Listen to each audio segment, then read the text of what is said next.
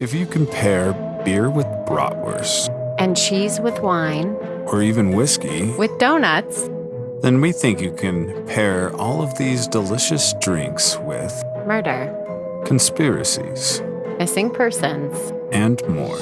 Drink with us as you feed your craving for true crime and creepy stories. Welcome to Perfectly Paired With.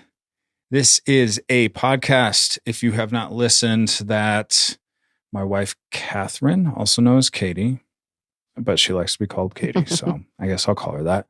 And myself, Jason, we drink a little bit of beverages and we pair it with a story that Katie tells me, and it's a true crime story. All sorts of true crime. We don't just stick with killers. We go all the way to kidnappers, to conspiracies by the CIA and others, and a lot of fun stuff. So hope you stick around and listen to this one because we got a good one for you. Katie, why don't you give us a little synopsis of what you're going to be talking about? Sure thing, Jason. On the 24th of November in 1946, at the Elizabeth Lund Home for Unwed Mothers in Burlington, Vermont, a 22-year-old woman gave birth to a son. This boy would grow and become many things: a student, a brother, a teenage peeping Tom, a shoplifter, a burglar, a suicide hotline volunteer, a friend, a law student, a long-term boyfriend, an active member of the Republican Party, an abductor, a rapist, a torturer, a serial killer, a condemned prisoner, a husband, and eventually a father. From 1974 to 1978, Ted Bundy preyed on the kindness of women and used his good looks and unassuming charm to become one of America's most notorious serial killers. And when speaking of his own actions, Ted Bundy once said, "I don't think anybody doubts whether I've done some bad things. The question is what, of course, and how. And most importantly, why?" So let's look at what he did and how he did it, all the while identifying characteristics that have been attributed as factors to explain why. And there is no shortage of explanations behind the monster that was Theodore Robert Bundy. Man, oh man. We're finally on to Theodore. Finally. Kind of surprised it took this long, but we gave ourselves the proper amount of time to, I guess, get somewhat good at podcasting. I think we are. But we want to give him the proper respect, if you will. Yes. Because that man, as you just heard, boy, what a jack of all trades type of guy until he really found his master craft. Yeah, his calling. Yeah, true calling. One of the best. Yeah, some might say. The goat. The goat. He's my goat anyway. Yeah. I love Ted Bundy. Not love, but. Yeah, easy there with the I love him. big ol' L word there. But you've got an infatuation with him for sure. He's fascinating. Yeah. I'm surprised I've never mentioned this. I mean, as far as you getting into true crime and liking it, it started long before you ever listened to true crime. So when I met Katie, she used to wear this bracelet around. And the bracelet was made of Scrabble pieces, just these little squares that were Mod Podge, so you couldn't even tell that they were Scrabble pieces, but they had a picture of, I don't know, how many were there? Like 8 on there or something like that? Yeah. Like 8 different serial killers. And this would always strike up a conversation between you and somebody else. And they'd be like, "Oh, I love your bracelet." And you talk about it. And then they'd always ask, like, "Well, do you have a favorite?" And you always said, "Oh, Ted Bundy." Oh, okay. So all day. Officially, from this moment on, we are going to do every single person on that bracelet. We're going to call it the bracelet series. And I think this is our first one. I like it. Ted Bundy is number 1 in the bracelet series. I don't think we've covered any of the other ones. I don't think either. You can think of Ed Gein's on there. Ed Gein, Son of Sam. Who's the clown? Jeffrey Dahmer. John Wayne Gacy. Yeah. So this is You are all hearing it first. This is the birth of the bracelet series, and we can thank my Sil for giving it to me when she first started dating my brother. Oh, So yeah, that's right. That's crazy. yes, I didn't like her until that moment, and then she won me over. Just knowing her personality is just a different type of gift for her Yes. to give somebody, but she does care, and Yeah. I guess I could see her picking out the right present, which she did. She's a great gift giver. I'll say that. She's really good. Yeah. Shout out to her. All right. So now on to what we've paired this with. A little bit. I mean, actually, if you've been listening, any loyal listeners out there, of course, I will say with what you just said, like, oh, we're going to do this, the bracelet series. And any loyal listeners out there will be like, all right, we'll see when it happens. Because we still haven't made our OJ shirt, which we've mentioned a few times. And yeah, well, it's coming. It's coming. Don't worry. But for this one, another thing about you is you really like wine. I do. You drink wine. I drink whiskey. And I have been very selfish. Yes. This whole podcast making, and pretty much just pick whiskey and beer. We've had a few mixed drinks in there, and but we've never done wine. So I'm not a huge wine person. Something in it, not all of them, but some in some of them makes my mouth feel weird, like the tannins or something. But so far, Cabernet Sauvignons haven't done that, and that's what I picked out today. We've gone with one from the state of Washington, since a lot of Ted Bundy's story is in Washington, starts in Washington. The state of Washington, to clarify. Yes. For anybody who's confused, not Washington, D.C. Opposite sides of the country. This is really cool. Really cool bottle. From Louise. I almost couldn't even read that. Columbia Valley. And it is made in Patterson, Washington. It's really cool. It's called The Burn, but I think the company is Born of Fire, or that's the whole thing. The Burn, Born of Fire. There's the picture. It's like a hawk. Really cool artistry. Yeah. Yeah. So Cabernet Sauvignon, what do you think of those? So my favorite red wine is a Pinot Noir. But as I get older, I find Pinot Noirs to be more sweet than maybe I like. And if you're all hearing that sound, it's our automatic wine opener that clearly is losing some steam. Like we need to replace its batteries. It's gonna happen. So I really like Cab Sauves because they are a little bit drier. They usually have a really robust, full body flavor. And I feel like I haven't had a good glass of wine in a really long time. So I'm kind of excited about this. And a good cover on a wine bottle can sell even not novice wine drinkers.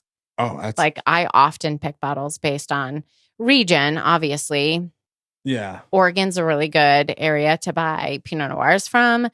Washington's not too far. So I go usually to a region and then I pick the best bottle with the best name. Best name or best art. Yeah. Yep. Cheers. Cheers to the goat. The goats. Theodore. Mm-hmm. Couple goats named Theodore. Who's President? Oh. Theodore Roosevelt. He's my favorite president, too. He's pretty, I mean. Teddy. I guess you got to throw in Abraham there for a goat. But he's the goat of the modern century. I wouldn't go that far. I think I have another goat in mind for modern era. I think it's good. It's not too sweet. I get a lot of cherry. I think it's a pretty good Cab Sauv. Yeah, it's pretty good. I mean, kind of like you with whiskey. A lot of them just taste the same. But I can taste what you're saying, like with cherry. I think it's good. It does taste pretty sweet. Interesting. I'm curious if I'd be able to tell the difference between a Pinot Noir and this. See, I think you could. We'll have to It's do a bit sweeter, right? The Pinot Noir test later. Yeah. Yeah. And this, now that I'm like letting it sit, it definitely has a dryness it does. that Pinot doesn't really have. Nope. Yeah. No, I like that. Well, a wine from Washington State that kind of looks like blood is perfectly paired with a story about a man who's going to leave a trail of blood pretty much wherever he went, starting in Washington State. On Theodore Robert Cowell's birth certificate, the father was listed as an Air Force veteran and a salesman by the name of Lloyd Marshall.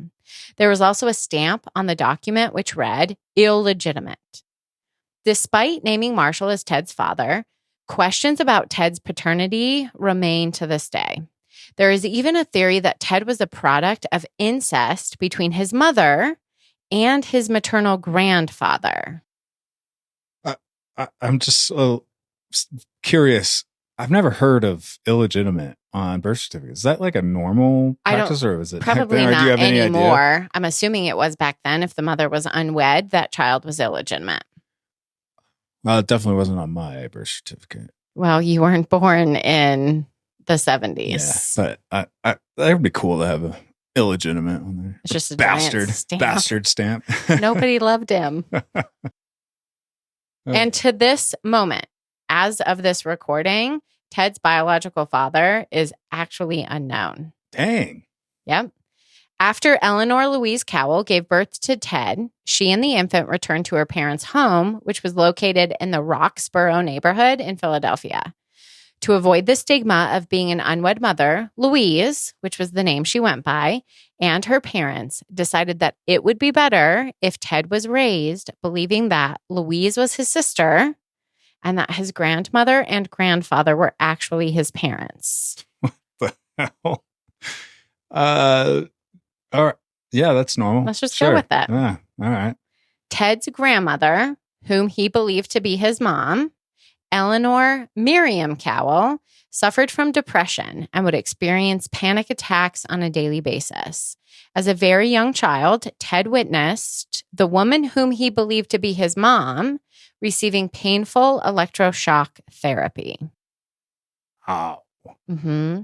His grandfather, whom he believed to be his dad, and maybe was, Samuel Cowell, was considered an angry, intolerant, and aggressive man who was guilty of domestic violence against both his wife and his daughter. For example, at one point, Samuel threw Louise down a set of stairs simply because she had overslept. Jeez. What a pleasant human being. Yeah, real POS right there. Yes. Samuel also had an addiction to pornographic materials, which he didn't bother to hide from anyone, including his young grandson / pretend son. Great upbringing. That's a good environment for a child. Mm-hmm. Now, when looking for signs in the young Ted that might indicate he would one day become a serial killer, the three indicators in the McDonald triad seem to be absent. There are no stories of young Ted wetting his bed, lighting fires, or killing animals. But there is one strange recollection from one of his aunts that I feel would be pertinent to mention before moving on. So on one occasion when Ted was just 3 years old, he took all of the knives from the kitchen and laid them around the body of his sleeping aunt so that the blades were all pointed in at her. When this aunt woke up, the young Ted was simply smiling and staring at her. Jeez. Just like he was waiting for her response. Sounds like a scene from American Horror Story, like the Antichrist one. Yeah, they probably should have checked his head. Yeah. Or it could For have the been mark of the in beast. Damien. What the? Damien Bundy. Oh, Now, when all right. Ted was 4 years old, he and Louise, whom he still believed to be only his sister, moved to Tacoma, Washington to live with her Uncle John Cowell, or Uncle Jack, as he was called. So as a 4-year-old, Ted was pulled from the two people he believed to be his parents and moved completely across the United States of America. Now, Uncle Jack was very different from his brother Samuel. He was a concert pianist and a professor of music at the University of Washington. He was wealthy and important, and Ted grew to envy and resent everything about that lifestyle, at least according to his younger cousin, a woman named, well, she's now a woman, named Edna, who would actually have been Louise's cousin, but there was all that messiness. Edna had spent many of her summer days in Washington with her older brother, John, and her cousin Ted swimming and fishing on the Puget Sound. Puget Sound's A sound is like a body of water that's inland but connected to an ocean, and Puget is the name of this body of water. Okay. Edna actually referred to these as like the golden days. I think they were pretty romantic, not in the sense of, ooh, I love you romantic, but ideal. Okay. All right. Now, when Ted was 5 years old, Louise married a military cook named Johnny Bundy, and Ted was officially adopted, making him Ted Bundy. Louise and Johnny would add 4 other children to the Bundy household, 2 boys and 2 girls. Now, this life with a cook as a father failed to meet Bundy's desire of a life more like his cousin Edna's and John's. Thinking of his childhood, Bundy once said that he wanted to be adopted by Roy Rogers. He stated, quote, "My life was boring, and the life of Roy Rogers was exciting," end quote. Interesting choice. If that's exciting to you. All the celebrities you could go with. Man alive. Now, as a middle school student, Ted was very shy and even struggled with a stutter. He was socially awkward, wasn't very good at making friends, and at times was a victim of school bullies. For one, Ted always chose to shower in a private stall at school, while the other boys would use the communal one. In response to this, Ted's classmates would pour cold water down upon his head while he showered. By age 15, Ted was already peeping into the windows of 8 to 9-year-old girls. Around that time, Ted became a master shoplifter and was the suspect in 2 burglaries, although never officially being charged. From this youthful age, Bundy seemed to revel in his ability to outsmart authority and law enforcement. Now, the Ted Bundy who started his collegiate education was very different from the stuttering, socially awkward boy who struggled to speak to girls. College Ted was charismatic, well-spoken, driven, and on top of all of that, he had almost movie star good looks. While first attending the University of Puget Sound, then Temple University, and ultimately the University of Washington, Bundy studied several things. First, he studied intensive Chinese because he believed China was the country of the future. Then urban planning before settling on psychology. Chinese. That's so funny. Him and Dwight Schrute. Dwight says everybody should learn, what is it, German and Mandarin or some form of each together. Something like that. Now, it was at the University of Washington in 1967 that Bundy met one of the most pivotal people in his life. Diane Edwards was a beautiful fellow student who had long brown hair, which she parted down the center. Now, Diane has been referred to using several pseudonyms. The most well-known name is Stephanie Brooks, which was used in a true crime book entitled The Stranger Besides Me by Anne Rule, which I read in preparation for this podcast. Diane came from a wealthy family, the kind of family Bundy envied growing up. She was his ideal female and was, according to most sources, the first woman whom he ever had an intimate relationship with. She stole his flower. How old is he at this time? He's in college. Wow.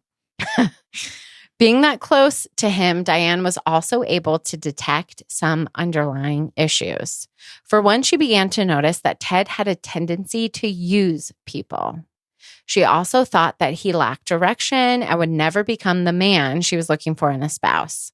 So in 1968, Diane broke up with Ted. But Bundy would not be single for long. In 1969, while out at the Sandpiper Tavern in Seattle, Washington, Ted met Elizabeth Klopfer. Beautiful, beautiful name. Elizabeth was a single mom who would later describe their meeting as instant chemistry. What's ironic is on that night, she was actually trying to avoid another creepy guy at the bar when she encountered Ted. she couldn't catch a break that night. Creeps coming in from all directions. It was also in 1969 that Ted, at the age of 22, became curious about his parentage. Ted always felt that Louise couldn't have just been his sister. Had she just been that, he was confident she never would have been able to take him across the country to live in Washington. So Ted went back to Vermont and acquired a copy of his birth certificate, confirming the lie that he had been told his entire life and reinforcing Ted's insecurities about the family he came from. Because if he originally thought he came from kind of like a white trash family, and then he finds out that his sister is actually his mom, like it would just compound it. Was there anything else that he found to make him decide to check? It was just this idea that, like, well, how'd she take me? I think away from my mom. I think his cousin John told him that Louise was actually his mom. Because while that would be kind of suspicious, his environment he was growing up in was not great. And so, yeah, your sister's old enough to like take you away and save you. Yeah. But still, I'm sure somebody, like you said, maybe, would you say cousin? So I think it's his cousin John. So Edna did an interview, and I read that interview as a source. And she recalls it being her brother John that actually showed him his birth certificate. But Ted Bundy tells the story that he went to Vermont and acquired a copy. So I'm sure the truth lies in a combination of those two stories. There also might have been some math on his part where he was like, oh, my mom says. Yeah. And now that I've had sex one time, I understand she probably was a little long in the tooth. Yeah. And a bit crazy by that time. Like, yeah. Yeah, okay, go on. Now, it was during this part of Ted's life that he started volunteering for a crisis clinic suicide hotline. It was there that he met a woman by the name of Anne Rule, and any true crime fan will recognize her name as she is probably the most prominent true crime author ever. Really? She recalls feeling completely safe while manning the phone lines with Ted, even in the early hours of the morning, like 1 a.m., 2 a.m., when it's just the two of them in this building. What's crazy is that she actually started collecting information about the girls that went missing, later to be attributed to Ted Bundy, and actually starting to write her book about these victims before Ted was ever arrested.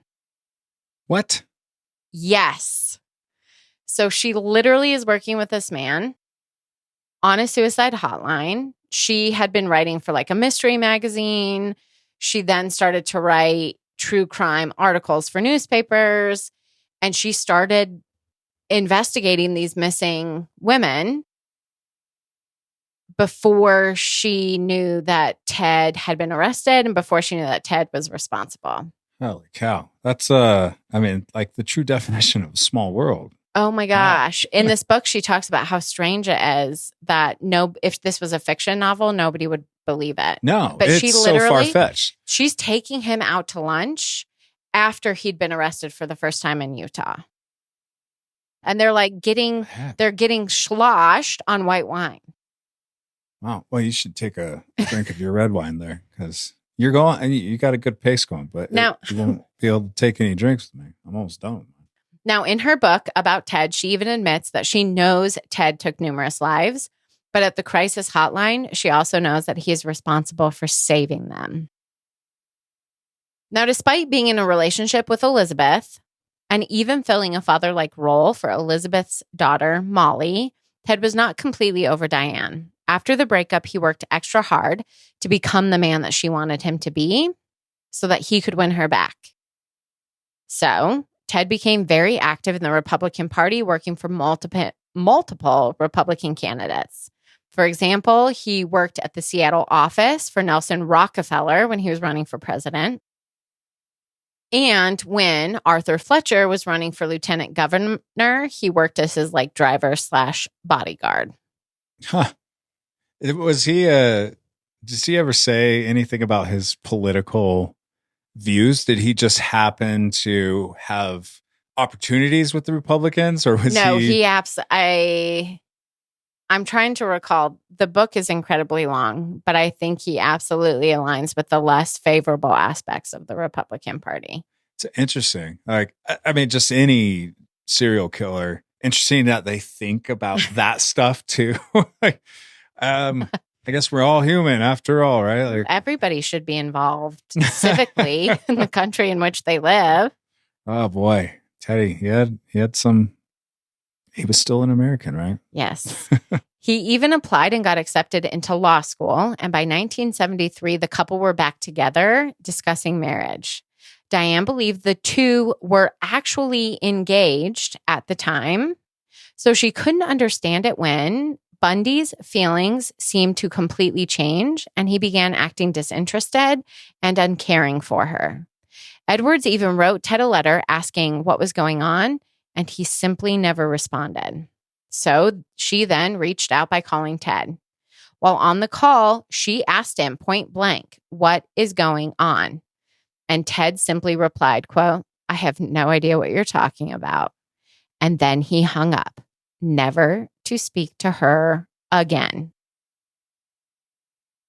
Because he is cold as ice. Yeah, but he wasn't before, like, right? He was trying to get her back. I think I'm assuming this he thought would be revenge. Yeah, that's cold for sure. Mm-hmm. I like it. The goat. Yeah. Now, many people point to Diane as a contributing factor to Ted's killing. One, she represented the wealth and prestige Ted longed for in his own family and life that he never had. Two, she basically pointed to all of Ted's insecurities when she broke up with him. And three, even his victims later on seemed to model what she represented to him. College students and their hairstyles seemed to match. Mm. But if Diane is at the heart of Ted Bundy's motivations, his simple revenge of breaking her heart in the end would prove not to be enough for Ted. Soon, Ted Bundy began taking his rage out on other college girls. On January 4th, 1974, Bundy entered a home in a University District neighborhood in Seattle. There, Karen Sparks was asleep. One of Bundy's few survivors, Sparks recalled the following, quote, "He came into my home. He took a bed frame off of my bed and smashed my skull.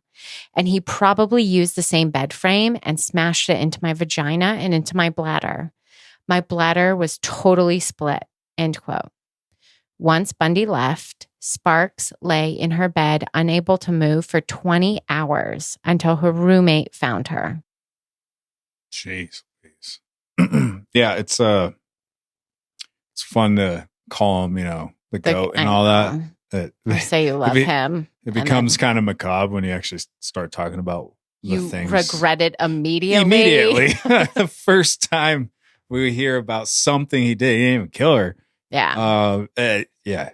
I mean, it's all a joke what we're saying, right? Yeah. Obviously, Yes. We like to add some levity, but definitely when we're talking about the details, it's about to get real. Yeah. It's about to get real quick. His goatiness is about to come out, and it's not in an area that you want any human being to be good at. Now, I'm curious if it was her survival that caused Ted to change his MO, because the next time he attacked, it would be different. Do you think he thought she was dead? I think he thought she was dead. Okay, so you don't think he left her alive? No. Because what he did to her, I mean, it's I think he thought she was dead. I think he left her there. I think he was incredibly lucky not to leave any remnants of himself, because there was no evidence of who had done this to her left in the room that they could acquire during this time period. But I think it probably scared him to death. And what year is this? Let me go back. Sorry. 73. 73? Okay. So 74. Okay. 74. So forensic science isn't like Yeah, very far No. along. correct. So he probably didn't have to like really study much. I don't think to he was thinking understand. about it. Okay. Because he's a smart guy. Yes. Which I'm sure, we'll hit a lot on like how smart he is. He really is. And He's either smart or incredibly lucky or both. And those people I think are the scariest. yeah, So, I'd go with both for him, especially some of these future ones. Now, then on February 1st, so less than 1 month later, Ted Bundy entered another home through a back door in a green off-campus home where Linda Ann Healy was living with her roommates. He attacked Linda in her bedroom, causing her mattress and her nightgown to become saturated with blood. Jeez. Before abducting Linda, Ted Bundy changed her out of that bloody nightgown and into the clothes she had been wearing the day prior. Then he threw the comforter over the bloody mattress spot and took Linda from the home, never really to be found and completely undetected. And that is why we say he's the GOAT. Yeah. Did he ever disclose what he did to her? Like, why was there blood left? So Or is let's continue because he's going to talk about some victims. Some victims' remains are going to be found. And I feel like if we address any of it now, it's going to become convoluted. I concur. Oh, actually, we're going to get right into it. Oh, okay, cool. Ted Bundy then took her body out to a wooded area where, after her death, he would visit the corpse and rape the remains until decomposition or animal activity prevented him from doing so. Bro. Yeah, it's like gross. What the? I don't know. It's so he weird. He leaves you speechless. Yeah. It's so weird that somebody can go a long life and appear normal to a lot of people and have that capability. Even looking at him, like after he's caught and everything, outside of like sometimes the picture of his eyes, there's something weird there. Yes, there's something weird there. He doesn't look like he would be a person that would do that. Yeah. Yeah. Whereas like Geen, for one, not Geen. Oh, well, Geen actually, yeah. Ed Gein was a dirty old farmer. He looks like he I could believe do that. Could have done anything. Gacy too. Yeah, yes. He looked. Oh, he was gross. Like he looked. No, Ted like Bundy was the opposite of what you think when you consider human monsters. Yeah. Yeah, and that makes it even more terrifying. Really. So at 5:30 a.m., Linda's alarm went off and her roommates assumed she had simply gone off to work. But despite that thinking, Linda never showed up to give her Northwest ski report on the radio, which was her job. Eventually, once the blood evidence was discovered in her room, police were called. Linda's roommates told investigators about 2 suspicious instances prior to Linda's abduction. One involved a man walking into the laundromat where Linda was washing her clothes. The man had no items of clothing, and after fiddling with a change machine, the man simply left. The other incident occurred when one of the roommates heard a dog barking outside of their home, and when she went to investigate, she saw a man standing on their back stoop. This man was shaking the barking dog by the neck. And when she obviously interrupted this, the man claimed that the dog had attacked him and then he simply just left the area. Yeah, that's normal. I'm guessing it's a small dog too. You just see this dude just shaking a random dog. Be quiet, you. Hey, sir, is that your dog? Was it? He attacked me. Yeah. I'm just standing on your stoop, but he attacked me. Just walking. I'm going to put him down and then I'm going to leave. You've seen nothing. You will remember nothing. Yeah. It uses the force. You will remember nothing. This is a little... He was attacking me. Premature, but Anne Rule writes about how his physical features seem to shift and change without him intentionally making them shift and change. Like he wasn't shaving his eyebrows. He wasn't messing with his facial hair. He just simply seemed to not appear the same to every person. Weird. Isn't that creepy? Demonic shape shifting. That's literally what I think of when I'm God. reading this book. Oof. Gives you the chills. Now, Linda's roommates also told investigators that on the afternoon after Linda disappeared, they received 3 phone calls. And when they answered each, there was only heavy breathing on the other end. And then the call ended. Well, he's doing his homework, you know. I was trying to do it better than last time, I guess. God, so weird and demented. But we do see Ted evolving his methodology. He's making sure that there's no chance that his victim survived, and this victim could potentially ID him like Sparks could have had she not suffered trauma to her brain. There are also clues here early on that Bundy's initial MO involved stalking. Yeah. Well, you got the peeping at like 9 years old. Yes. Well, he was like 16. The girls were like 9. Oh. Yeah. Oh. Yeah. You didn't say he. I thought you said he was like 8 to or 9 year old but girls. he was. Oh, yeah. Oh, that's not. So he started out, I think, with a stalking component. That's not cool. He's also. You figure if he got caught, you know, that those 2 times, and let them know with the breathing on the phone that somebody's watching them, he had to have been watching a whole lot more than that. So he's like calculating when he could get away with this. Mm-hmm. And he obviously chooses the right time. Yeah. Then on February 4th, a male voice called 911 and told the dispatcher that the person who attacked the girl on 8th, I'm assuming that was the street where his first victim was attacked last month, and the man who took Linda Healy are the same. He said that this man had been seen outside both houses. Now, was this Ted Bundy calling into the police? I'm not sure we will ever know, but it definitely seems like in the early days, Ted was trying different things to figure out exactly what kind of killer he wanted to be.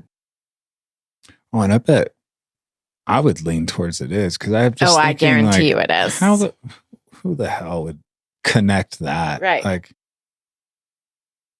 the police aren't even connecting them. No, the police don't connect them. Yeah. So it's got, and boy, he's probably I think just he enjoyed like, that power. Yeah. Like, peace. Well, he went so far with the first one, or no, second one, sorry. His second kill, well, his first kill. Mm-hmm. That like, if you were to like try and put yourself in their mind and like what they're going through, like this rush. And then that rush was so much, like he keeps visiting the body, trying to like get those chemicals going again in his brain.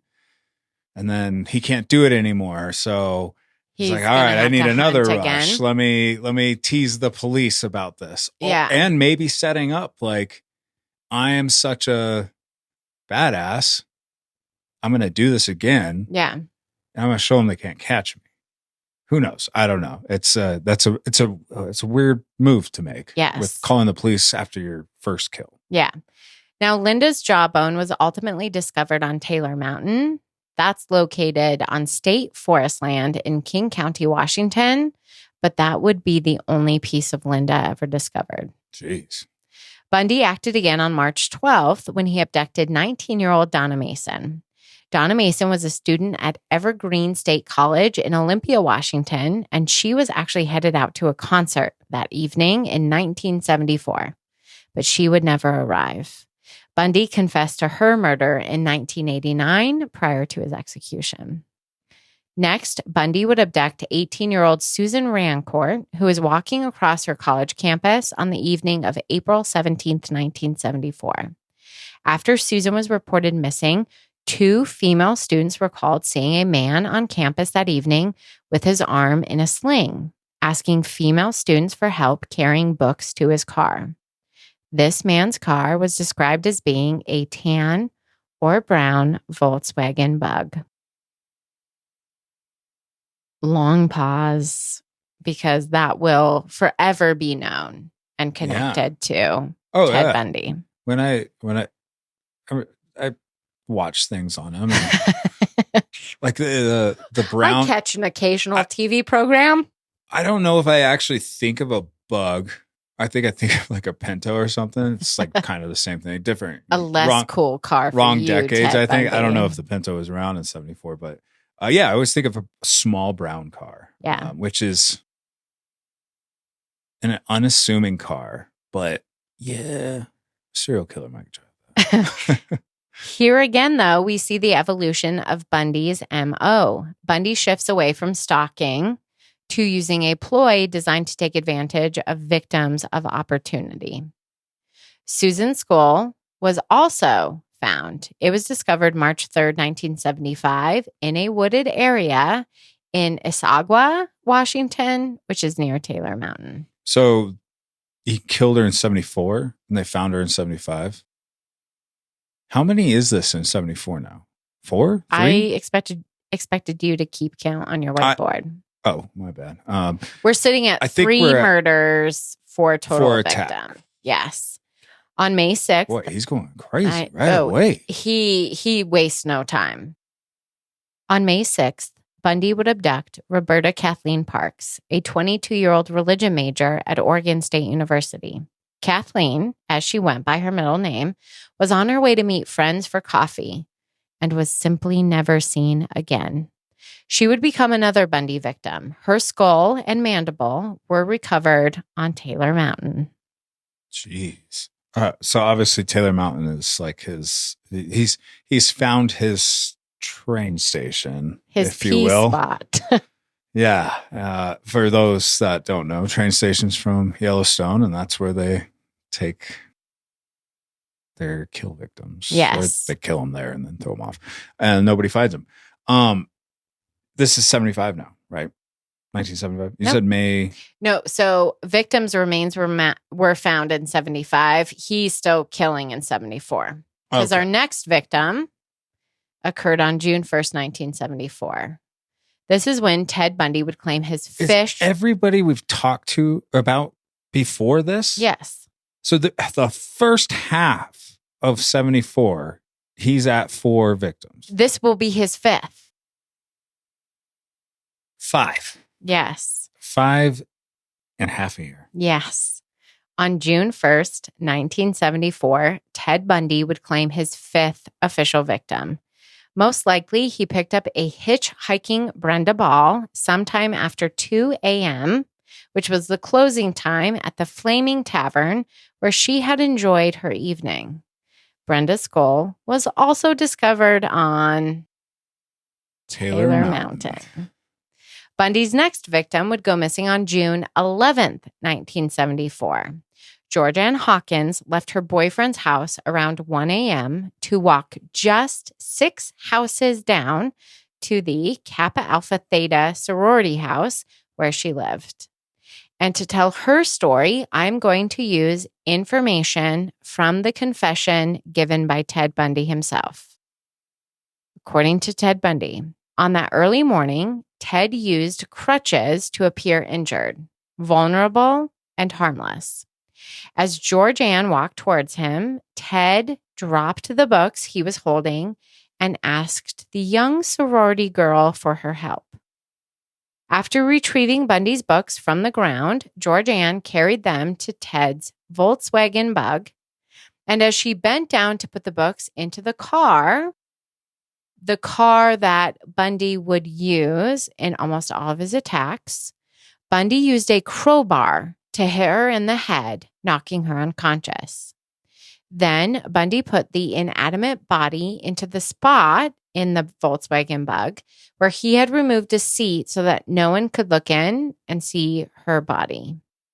As Bundy drove, Georgianne actually regained consciousness, so Bundy hit her again with the crowbar. Once he had her body out in the woods, he raped her and then choked her to death. Like with many of his other victims, Bundy would continue to visit Georgianne's corpse in order to have sex with her, until the remains became too decomposed. I'm not sure what you would use there. I know. And that's why I giggled a little bit because I saw you pondering with your head movement. Like She's gone. So he's just doing it to it. Yeah. Georgianne's remains have never, ever been discovered.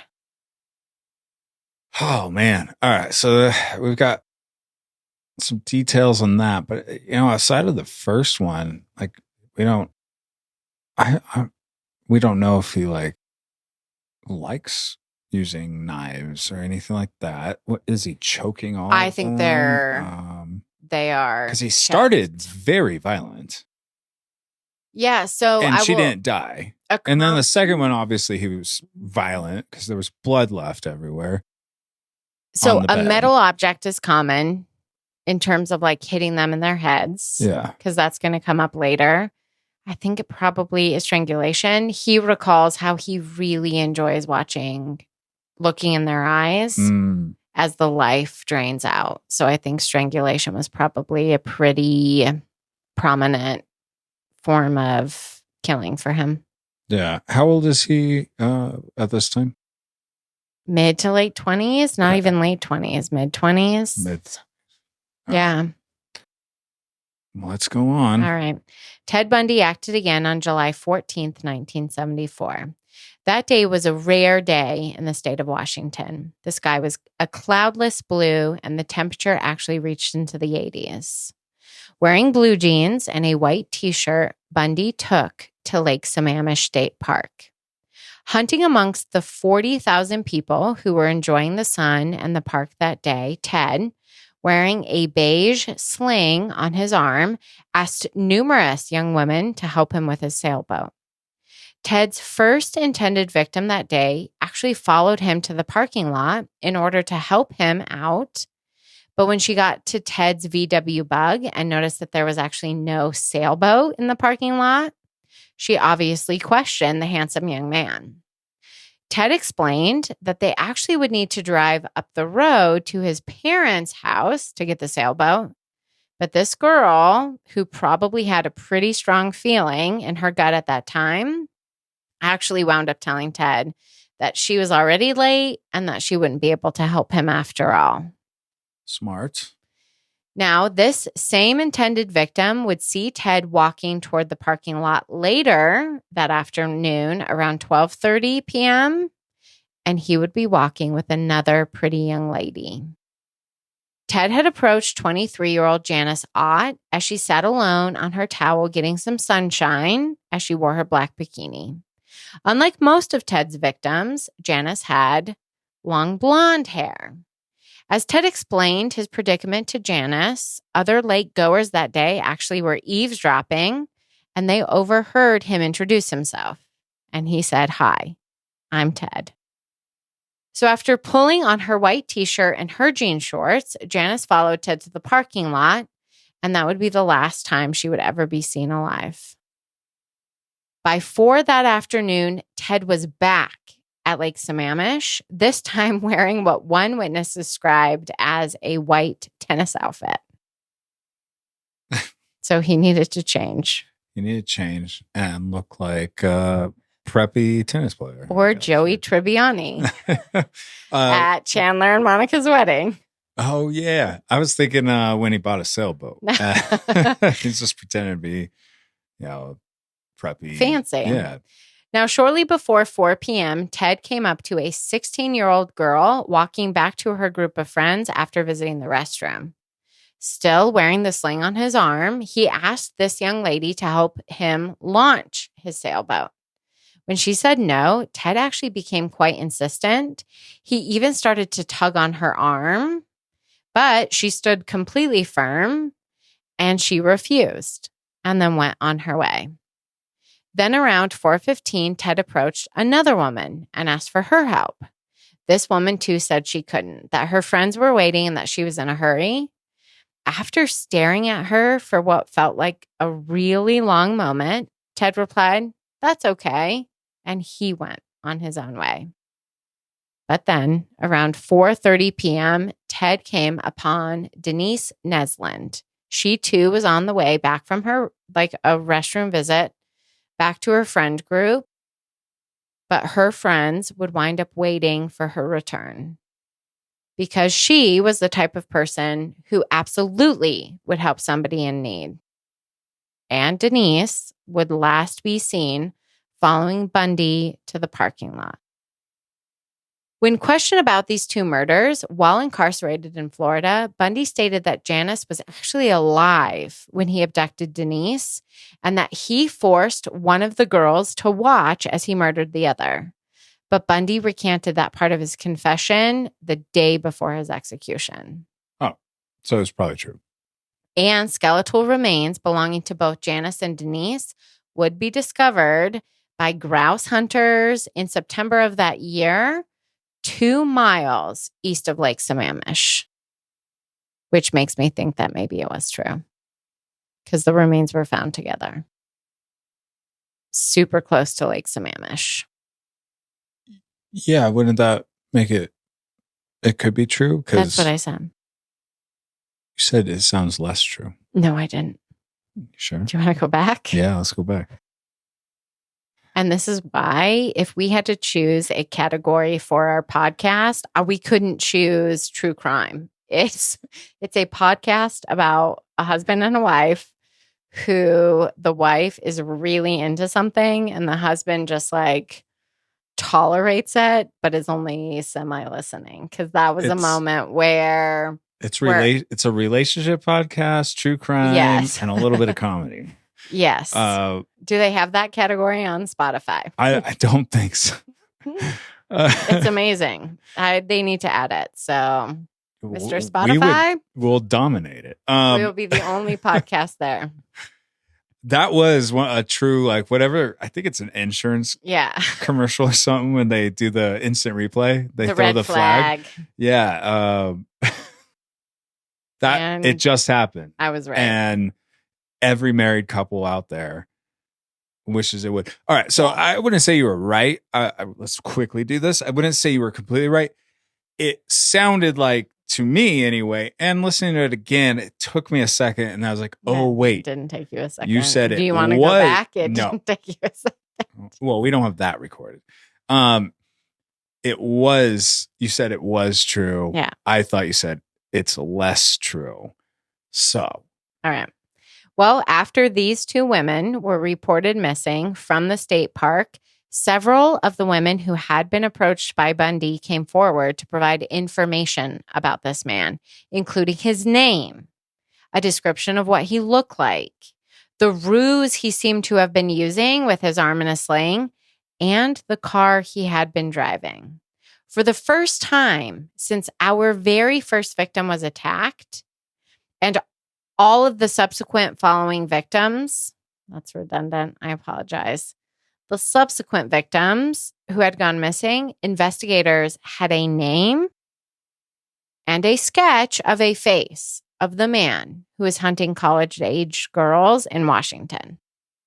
And a lot of them in a very short amount of time. And I'm curious if they've connected all of them for the first time. Maybe they're just like, oh, wait.